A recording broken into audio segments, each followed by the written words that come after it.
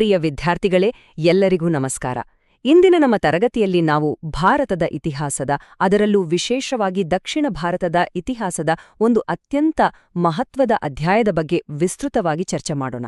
ಆ ಅಧ್ಯಾಯವೇ ವಿಜಯನಗರ ಸಾಮ್ರಾಜ್ಯ. ಇದನ್ನ ಕರ್ನಾಟಕ ಸಾಮ್ರಾಜ್ಯ ಅಂತಲೂ ಕರೆಯಲಾಗ್ತಿತ್ತು.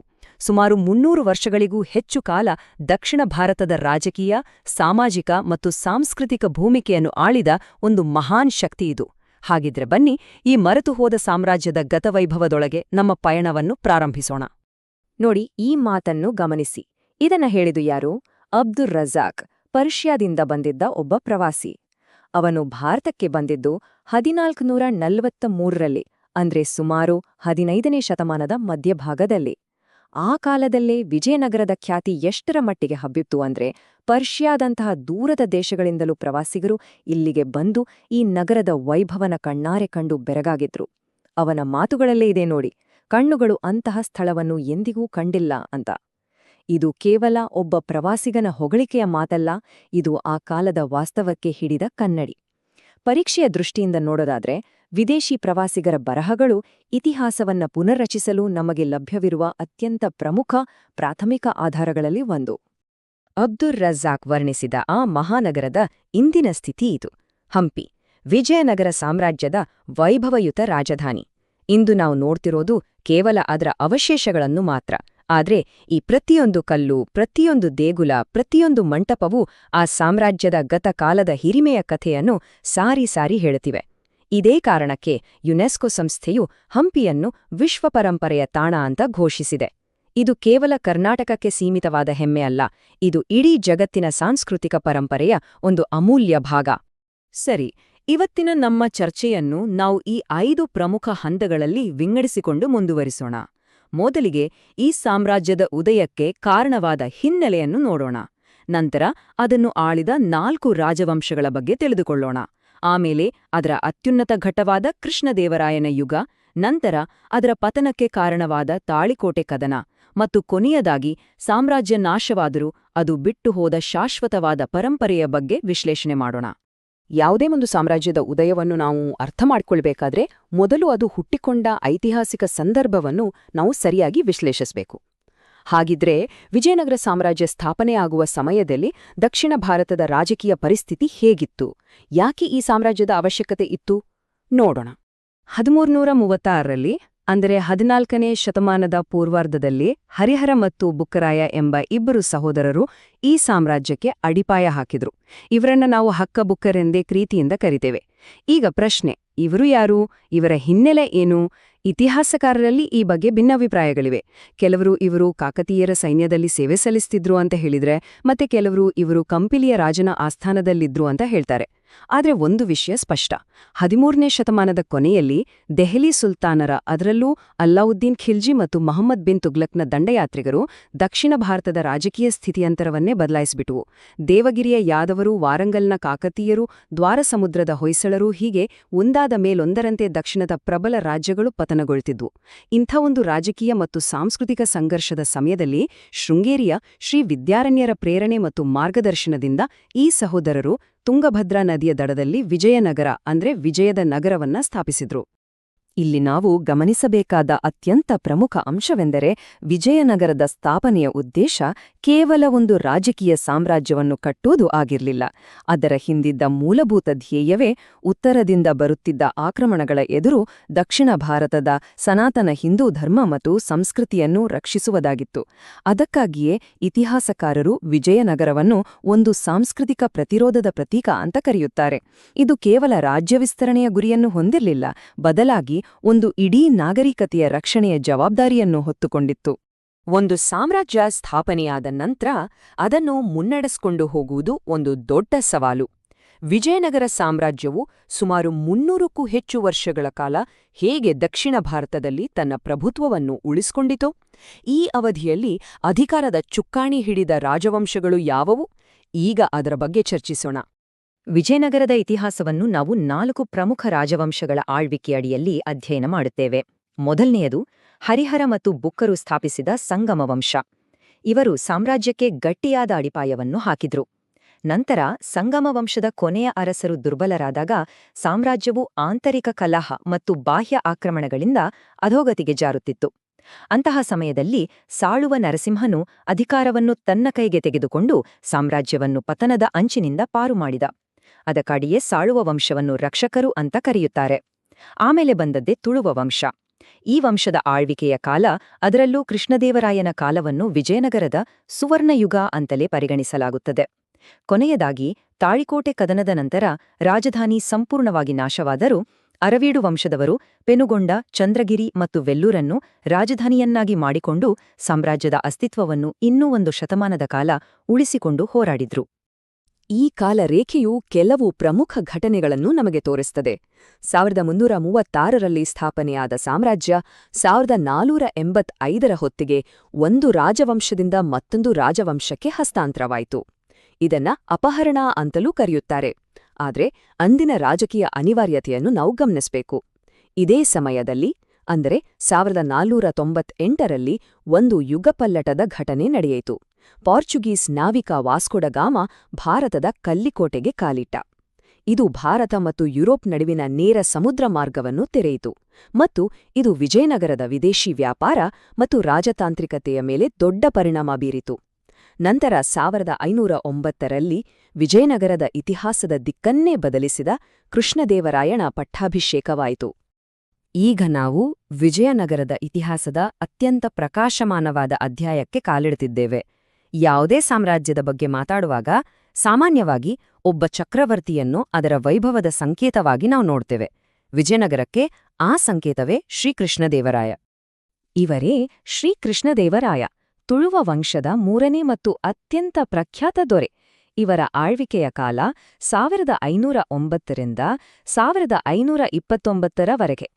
ಒಂದು ಕುತೂಹಲಕಾರಿ ಸಂಗತಿಯೆಂದರೆ, ಉತ್ತರ ಭಾರತದಲ್ಲಿ ಮೊಘಲ್ ಸಾಮ್ರಾಜ್ಯದ ಸ್ಥಾಪಕನಾದ ಬಾಬರ್ ದೆಹಲಿಯ ಸಿಂಹಾಸನ ಏರುತ್ತಿದ್ದ ಸಮಯದಲ್ಲಿ ದಕ್ಷಿಣ ಭಾರತದಲ್ಲಿ ಕೃಷ್ಣದೇವರಾಯ ತನ್ನ ಅಧಿಕಾರದ ಉತ್ತುಂಗದಲ್ಲಿದ್ದ. ಬಾಬರ್ ತನ್ನ ಆತ್ಮಚರಿತ್ರೆಯಾದ ಬಾಬರ್ನಾಮದಲ್ಲಿ ಕೃಷ್ಣದೇವರಾಯನನ್ನು ಅಂದಿನ ಭಾರತದ ಅತ್ಯಂತ ಶಕ್ತಿಶಾಲಿ ಹಿಂದೂ ರಾಜ ಎಂದು ಉಲ್ಲೇಖಿಸಿದ್ದಾನೆ. ಇದುವೇ ಕೃಷ್ಣದೇವರಾಯನ ಪ್ರಭಾವಕ್ಕೆ ಸಾಕ್ಷಿ. ಒಬ್ಬ ಯಶಸ್ವಿ ಆಡಳಿತಗಾರನಿಗೆ ಇರಬೇಕಾದ ಎಲ್ಲಾ ಗುಣಗಳು ಕೃಷ್ಣದೇವರಾಯನಲ್ಲಿ ಇದ್ದವು. ಅವರ ಸಾಧನೆಗಳನ್ನು ನಾವು 3 ವಿಭಾಗಗಳಲ್ಲಿ ನೋಡಬಹುದು. ಮೊದಲನೆಯದು ಸೈನಿಕ ಸಾಧನೆಗಳು.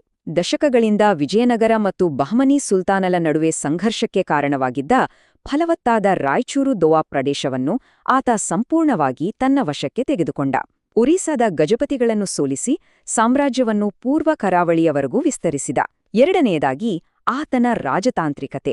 ಸುಮ್ನೆ ಯುದ್ಧ ಮಾಡುವುದಷ್ಟೇ ಅಲ್ಲ, ಯಾವಾಗ ಯಾರ ಜೊತೆ ಸ್ನೇಹ ಬೆಳೆಸಬೇಕು ಅನ್ನೋ ಚಾಣಾಕ್ಷತೆ ಅವನಿಗಿತ್ತು. ಪೋರ್ಚುಗೀಸರೊಂದಿಗೆ ಉತ್ತಮ ಸಂಬಂಧವನ್ನು ಇಟ್ಟುಕೊಂಡು ಅವರ ಮೂಲಕ ಉತ್ತಮ ತಳಿಯ ಅರೇಬಿಯನ್ ಕುದುರೆಗಳನ್ನು ಆಮದು ಮಾಡಿಕೊಂಡ. ಇದು ವಿಜಯನಗರದ ಸೈನ್ಯವನ್ನು ಮತ್ತಷ್ಟು ಬಲಪಡಿಸಿತು. ಇನ್ನು ಮೂರನೆಯದಾಗಿ ಆತನ ಕಲೆ ಮತ್ತು ಸಾಹಿತ್ಯದ ಪೋಷಣೆ. ಆತ ಸ್ವತಃ ಒಬ್ಬ ಮಹಾನ್ ವಿದ್ವಾಂಸ ಮತ್ತು ಕವಿಯಾಗಿದ್ದ. ತೆಲುಗಿನಲ್ಲಿ ಆಮುಕ್ತ ಮಾಲ್ಯದ ಎಂಬ ಮಹಾಕಾವ್ಯವನ್ನು ಮತ್ತು ಸಂಸ್ಕೃತದಲ್ಲಿ ಜಾಂಬವತಿ ಕಲ್ಯಾಣಂ ಎಂಬ ನಾಟಕವನ್ನು ರಚಿಸಿದ್ದಾನೆ. ಅಷ್ಟೇ ಅಲ್ಲ, ತನ್ನ ಆಸ್ಥಾನದಲ್ಲಿ ಅಷ್ಟದಿಗ್ಗಜರು ಎಂದು ಪ್ರಸಿದ್ಧರಾದ 8 ಶ್ರೇಷ್ಠ ತೆಲುಗು ಕವಿಗಳನ್ನು ಪೋಷಿಸಿದ. ಆತನ ಸಾಹಿತ್ಯ ಪ್ರೇಮ ಎಷ್ಟರ ಮಟ್ಟಿಗೆ ಇತ್ತೆಂದರೆ ಜನರು ಅವನಿಗೆ ಆಂಧ್ರಭೋಜ ಎಂಬ ಬಿರುದನ್ನು ನೀಡಿದರು. ಪೌರಾಣಿಕ ರಾಜ ಭೋಜನು ತನ್ನ ಕಲಾಪೋಷಣೆಗೆ ಎಷ್ಟು ಪ್ರಸಿದ್ಧನಾಗಿದ್ದನೋ, ಕೃಷ್ಣದೇವರಾಯನು ಕೂಡ ತೆಲುಗು ಸಾಹಿತ್ಯಕ್ಕೆ ಅಷ್ಟೇ ದೊಡ್ಡ ಕೊಡುಗೆಯನ್ನು ನೀಡಿದ್ದ. ಕನ್ನಡದ ಕವಿಗಳಿಗೂ ಆತ ಪ್ರೋತ್ಸಾಹ ನೀಡಿದ್ದ. ಇದೇ ಕಾರಣಕ್ಕೆ ಆತನನ್ನು ಕನ್ನಡ ರಾಜ್ಯ ರಮಾರಮಣ ಅಂತಲೂ ಕರೆಯುತ್ತಾರೆ. ಆತನ ಆಳ್ವಿಕೆಯ ಕಾಲ ನಿಜಕ್ಕೂ ಕಲೆ, ಸಾಹಿತ್ಯ, ವಾಸ್ತುಶಿಲ್ಪ, ವ್ಯಾಪಾರ ಹೀಗೆ ಎಲ್ಲ ಕ್ಷೇತ್ರಗಳಲ್ಲೂ ಒಂದು ಸುವರ್ಣಯುಗವಾಗಿತ್ತು. ಆದರೆ ಇತಿಹಾಸದಲ್ಲಿ ಯಾವುದೇ ಸಾಮ್ರಾಜ್ಯದ ವೈಭವ ಶಾಶ್ವತವಲ್ಲ. ಪ್ರತಿಯೊಂದು ಉದಯಕ್ಕೂ ಒಂದು ಅಸ್ತವಿದೆ. ಕೃಷ್ಣದೇವರಾಯನ ನಂತರ ಬಂದ ಅರಸರು ಅಷ್ಟೊಂದು ಸಮರ್ಥರಾಗಿರಲಿಲ್ಲ. ಆಂತರಿಕ ಕಲಹಗಳು ಹೆಚ್ಚಾದವು. ಇದರ ಲಾಭವನ್ನು ಪಡೆದ ಡೆಕ್ಕನ್ ಸುಲ್ತಾನರುಗಳು ವಿಜಯನಗರದ ವಿರುದ್ಧ ಒಂದಾದರು. ಇದರ ಪರಿಣಾಮವೇ ಇತಿಹಾಸದ ಪುಟಗಳಲ್ಲಿ ರಕ್ತಸಿಕ್ತ ಅಧ್ಯಾಯವಾಗಿ ದಾಖಲಾದ ತಾಳಿಕೋಟೆ ಕದನ. ವರ್ಷ 1565 ಜನವರಿ 23. ಈ ದಿನಾಂಕವನ್ನು ದಕ್ಷಿಣ ಭಾರತದ ಇತಿಹಾಸದಲ್ಲಿ ಮರೆಯುವಂತಿಲ್ಲ. ರಕ್ಕಸತಂಗಡಿ ಎಂಬ ಹಳ್ಳಿಗಳ ಬಳಿ ನಡೆದ ಈ ಯುದ್ಧವನ್ನು ತಾಳಿಕೋಟೆ ಕದನ ಅಂತಲೇ ಕರೆಯಲಾಗುತ್ತದೆ. ಒಂದೆಡೆ ವಿಜಯನಗರದ ಅಳಿಯ ರಾಮರಾಯನ ಬೃಹತ್ ಸೈನ್ಯ, ಮತ್ತೊಂದೆಡೆ ಅಹಮದ್ನಗರ್, ಬಿಜಾಪುರ, ಗೋಲ್ಕೊಂಡ ಮತ್ತು ಬೀದರ್ ಈ 4 ಡೆಕ್ಕನ್ ಸುಲ್ತಾನರ ಒಕ್ಕೂಟದ ಸೈನ್ಯ. ಈ ಯುದ್ಧವು ವಿಜಯನಗರ ಸಾಮ್ರಾಜ್ಯದ ಭವಿಷ್ಯವನ್ನೇ ನಿರ್ಧರಿಸಿತು. ಯುದ್ಧದ ಫಲಿತಾಂಶವನ್ನು ನಿರ್ಧರಿಸಿದ್ದು ಕೇವಲ ಸೈನಿಕರ ಸಂಖ್ಯೆಯಲ್ಲ, ಬದಲಾಗಿ ಯುದ್ಧತಂತ್ರ ಮತ್ತು ತಂತ್ರಜ್ಞಾನ. ವಿಜಯನಗರದ ಸೈನ್ಯವು ಸಂಖ್ಯೆಯಲ್ಲಿ ದೊಡ್ಡದಿದ್ದರೂ ಅವರ ಶಸ್ತ್ರಾಸ್ತ್ರಗಳು ಹಳೆಯ ಮಾದರಿಯವಾಗಿದ್ದವು. ಅವರು ಬಿದಿರಿನ ಬಿಲ್ಲುಗಳನ್ನು ಬಳಸಿದರೆ, ಸುಲ್ತಾನರ ಸೈನ್ಯವು ಹೆಚ್ಚು ಪರಿಣಾಮಕಾರಿಯಾದ ಲೋಹದ ಅಡ್ಡಬಿಲ್ಲುಗಳನ್ನು ಮತ್ತು ಉತ್ತಮ ಪಿರಂಗಿದಳವನ್ನು ಹೊಂದಿತ್ತು. ಯುದ್ಧದ ನಿರ್ಣಾಯಕ ಹಂತದಲ್ಲಿ ವಿಜಯನಗರದ ಸೈನ್ಯದಲ್ಲಿದ್ದ 2 ಮುಸ್ಲಿಂ ಸೇನಾಧಿಪತಿಗಳಾದ ಗಿಲಾಣಿ ಸಹೋದರರು ತಮ್ಮ ಸೈನ್ಯದೊಂದಿಗೆ ಎದುರಾಳಿಯ ಪಕ್ಷಕ್ಕೆ ಸೇರಿಕೊಂಡರು. ಈ ದ್ರೋಹವು ವಿಜಯನಗರದ ಸೈನ್ಯದ ಸ್ಥೈರ್ಯವನ್ನು ಸಂಪೂರ್ಣವಾಗಿ ಕುಗ್ಗಿಸಿ ಅದರ ಹೀನಾಯ ಸೋಲಿಗೆ ಪ್ರಮುಖ ಕಾರಣವಾಯಿತು. ಯುದ್ಧದಲ್ಲಿ ಸೋತ ನಂತರ ನಡೆದದ್ದು ಇನ್ನೂ ಘೋರ. ವಿಜಯದ ಮತ್ತಿನಲ್ಲಿ ಮುನ್ನುಗ್ಗಿದ ಸುಲ್ತಾನರ ಸೈನ್ಯವು ಜಗತ್ತೇ ಕೊಂಡಾಡಿದ್ದ ಆ ಮಹಾನಗರ ವಿಜಯನಗರವನ್ನು ಪ್ರವೇಶಿಸಿತು. ಸುಮಾರು 5 ರಿಂದ 6 ತಿಂಗಳುಗಳ ಕಾಲ ಆ ನಗರವನ್ನು ವ್ಯವಸ್ಥಿತವಾಗಿ ಲೂಟಿ ಮಾಡಲಾಯಿತು. ದೇವಸ್ಥಾನಗಳನ್ನು, ಅರಮನೆಗಳನ್ನು, ಮಾರುಕಟ್ಟೆಗಳನ್ನು ಎಲ್ಲವನ್ನೂ ಸುಟ್ಟು ನಾಶಪಡಿಸಲಾಯಿತು. ಆ ನಗರವು ಎಷ್ಟರ ಮಟ್ಟಿಗೆ ಹಾಳಾಯಿತೆಂದ್ರೆ ಅದು ಮತ್ತೆಂದೂ ತನ್ನ ಹಿಂದಿನ ಸ್ಥಿತಿಗೆ ಮರಳಲೇ ಇಲ್ಲ. ಒಂದು ಮಹಾನ್ ನಾಗರಿಕತೆಯ ಕೇಂದ್ರವು ಹೀಗೆ ಶ್ಮಶಾನ ಸದೃಶವಾಯಿತು. ತಾಳಿಕೋಟೆ ಕದನದಲ್ಲಿ ರಾಜಧಾನಿ ನಾಶವಾಯಿತು, ಸಾಮ್ರಾಜ್ಯವು ರಾಜಕೀಯವಾಗಿ ದುರ್ಬಲವಾಯಿತು. ಆದರೆ ವಿಜಯನಗರದ ಪ್ರಭಾವ ಅಲ್ಲಿಗೆ ಕೊನೆಗೊಳ್ಳಲಿಲ್ಲ. ಅದು ಬಿಟ್ಟುಹೋದ ಪರಂಪರೆಯು ಇಂದಿಗೂ ದಕ್ಷಿಣ ಭಾರತದ ಸಂಸ್ಕೃತಿ, ಕಲೆ ಮತ್ತು ಸಮಾಜದಲ್ಲಿ ಜೀವಂತವಾಗಿದೆ. ಹಾಗಿದ್ರೆ ಆ ಪರಂಪರೆಯ ಸ್ವರೂಪವೇನು ನೋಡೋಣ. ವಿಜಯನಗರದ ಅತ್ಯಂತ ದೊಡ್ಡ ಕೊಡುಗೆ ಅಂದ್ರೆ ಅದು ವಾಸ್ತುಶಿಲ್ಪ. ಅವರು ತಮ್ಮ ಹಿಂದಿನ ರಾಜವಂಶಗಳಾದ ಚೋಳರು, ಪಾಂಡ್ಯರು, ಹೊಯ್ಸಳರು ಮತ್ತು ಚಾಲುಕ್ಯರ ವಾಸ್ತುಶಿಲ್ಪದ ಅತ್ಯುತ್ತಮ ಅಂಶಗಳನ್ನು ತೆಗೆದುಕೊಂಡು ಅದಕ್ಕೊಂದು ಹೊಸ ರೂಪ ಕೊಟ್ರು. ಇದನ್ನೇ ನಾವು ವಿಜಯನಗರ ಶೈಲಿ ಅಂತ ಕರೀತೇವೆ. ದೊಡ್ಡ ದೊಡ್ಡ ಕಲ್ಯಾಣ ಮಂಟಪಗಳು, 1000 ಕಂಬಗಳ ಮಂಟಪಗಳು ಮತ್ತು ವಿಶೇಷವಾಗಿ ಕಂಬಗಳ ಮೇಲೆ ಕುದುರೆಗಳು ಮತ್ತು ಇತರ ಪ್ರಾಣಿಗಳ ಸುಂದರ ಕೆತ್ತನೆಗಳು ಈ ಶೈಲಿಯ ವಿಶಿಷ್ಟ ಲಕ್ಷಣಗಳಾಗಿವೆ. ಹಂಪಿಯಿನ ವಿಠ್ಠಲ ದೇವಸ್ಥಾನದ ಕಲ್ಲಿನ ರಥ ಇದಕ್ಕೆ ಅತ್ಯುತ್ತಮ ಉದಾಹರಣೆ. ದಕ್ಷಿಣ ಭಾರತದ ಯಾವುದೇ ದೊಡ್ಡ ದೇವಸ್ಥಾನಕ್ಕೆ ಹೋದ್ರೆ ನಮ್ಮನ್ನು ಮೊದಲು ಸ್ವಾಗತಿಸುವುದೇ ಬೃಹತ್ ಆಕಾಶದೆತ್ತರದ ಗೋಪುರಗಳು. ಈ ಗೋಪುರಗಳನ್ನು ನಿರ್ಮಿಸುವ ಸಂಪ್ರದಾಯವನ್ನು ಉತ್ತುಂಗಕ್ಕೆ ಕೊಂಡೊಯ್ದವರೇ ವಿಜಯನಗರದ ಅರಸರು. ಅದರಲ್ಲೂ ಕೃಷ್ಣದೇವರಾಯನು ತಾನು ಗೆದ್ದ ಪ್ರತಿಯೊಂದು ಯುದ್ಧದ ನೆನಪಿಗಾಗಿ ಪ್ರಮುಖ ದೇವಸ್ಥಾನಗಳಿಗೆ ಭವ್ಯವಾದ ಗೋಪುರಗಳನ್ನು ಕಟ್ಟಿಸಿದ.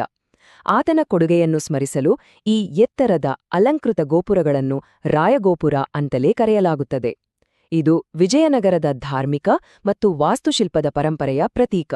ಸಂಕ್ಷಿಪ್ತವಾಗಿ ಹೇಳುವುದಾದರೆ, ವಿಜಯನಗರದ ಪರಂಪರೆ ಬಹುಮುಖಿಯಾದುದು. ವಾಸ್ತುಶಿಲ್ಪದಲ್ಲಿ ಹಂಪಿಯ ಅವಶೇಷಗಳು ಇಂದಿಗೂ ನಮ್ಮನ್ನು ಬೆರಗುಗೊಳಿಸುತ್ತವೆ. ಆಡಳಿತದಲ್ಲಿ ಅವರು ರಾಜ್ಯವನ್ನು ಪ್ರಾಂತ್ಯ, ಜಿಲ್ಲೆ ಮತ್ತು ಗ್ರಾಮಗಳಾಗಿ ವಿಂಗಡಿಸಿ ಒಂದು ಸುಸಂಘಟಿತ ವ್ಯವಸ್ಥೆಯನ್ನು ಜಾರಿಗೆ ತಂದಿದ್ದರು. ಸಾಹಿತ್ಯದಲ್ಲಿ ಸಂಸ್ಕೃತ, ತೆಲುಗು, ಕನ್ನಡ ಮತ್ತು ತಮಿಳು ಈ 4 ದ್ರಾವಿಡ ಭಾಷೆಗಳ ಸಾಹಿತ್ಯಕ್ಕೆ ಅಪಾರ ಪ್ರೋತ್ಸಾಹ ನೀಡಿದರು. ಸಮಾಜದಲ್ಲಿ ಗಂಗಾದೇವಿಯಂತಹ ಮಹಿಳಾ ವಿದ್ವಾಂಸರು ಮತ್ತು ಕವಯತ್ರಿಯರು ಇದ್ದರು. ಧಾರ್ಮಿಕವಾಗಿ ಶೈವ ಮತ್ತು ವೈಷ್ಣವ ಪಂಥಗಳೆರಗನ್ನೂ ಸಮಾನವಾಗಿ ಪೋಷಿಸಿ ಧಾರ್ಮಿಕ ಸಾಮರಸ್ಯಕ್ಕೆ ಒತ್ತು ನೀಡಿದರು. ಈ ಎಲ್ಲ ಅಂಶಗಳು ದಕ್ಷಿಣ ಭಾರತದ ಇತಿಹಾಸ ಮತ್ತು ಸಂಸ್ಕೃತಿಯ ಮೇಲೆ ಆಳಿಸಲಾಗದ ಪ್ರಭಾವ ಬೀರಿವೆ. ಹಾಗಾದ್ರೆ ನಮ್ಮ ಇವತ್ತಿನ ಚರ್ಚೆಯ ಕೊನೆಯಲ್ಲಿ ಒಂದು ಮೂಲಭೂತ ಪ್ರಶ್ನೆ ಉದ್ಭವಿಸುತ್ತದೆ. ಇತಿಹಾಸದಲ್ಲಿ ಒಂದು ಸಾಮ್ರಾಜ್ಯದ ಯಶಸ್ಸನ್ನು ನಾವು ಹೇಗೆ ಅಳೆಯಬೇಕು? ಕೇವಲ ಯುದ್ಧಗಳಲ್ಲಿ ಗೆದ್ದಿದ್ರಿಂದಲೇ ಅಥವಾ ಅದು ಸಮಾಜದ ಮೇಲೆ, ಸಂಸ್ಕೃತಿಯ ಮೇಲೆ ಬೀರಿದ ಶಾಶ್ವತ ಪ್ರಭಾವದಿಂದಲೇ? ತಾಳಿಕೋಟೆ ಯುದ್ಧದಲ್ಲಿ ವಿಜಯನಗರ ಸೋತಿರಬಹುದು, ಅದರ ರಾಜಧಾನಿ ನಾಶವಾಗಿರಬಹುದು. ಆದ್ರೆ ಅದು ಬಿಟ್ಟು ಹೋದ ವಾಸ್ತುಶಿಲ್ಪ, ಆಡಳಿತ ಪದ್ಧತಿ, ಸಾಹಿತ್ಯ, ಸಂಗೀತ ಇವೆಲ್ಲವೂ ಇಂದಿಗೂ ದಕ್ಷಿಣ ಭಾರತದ ಜೀವನದ ಒಂದು ಅವಿಭಾಜ್ಯ ಅಂಗವಾಗಿದೆ. ಹಾಗಾಗಿ ಒಂದು ಸಾಮ್ರಾಜ್ಯದ ಭೌತಿಕ ಅಂತ್ಯ ಅದರ ಸಾಂಸ್ಕೃತಿಕ ಅಂತ್ಯ ಆಗಬೇಕೆಂದೇನೂ ಇಲ್ಲ ಎಂಬುದಕ್ಕೆ ವಿಜಯನಗರದ ಕಥೆಯೇ ಒಂದು ಶ್ರೇಷ್ಠ ಉದಾಹರಣೆ. ಈ ಯೋಚನೆಯೊಂದಿಗೆ ಇವತ್ತಿನ ತರಗತಿಯನ್ನು ಮುಗಿಸೋಣ. ಧನ್ಯವಾದಗಳು.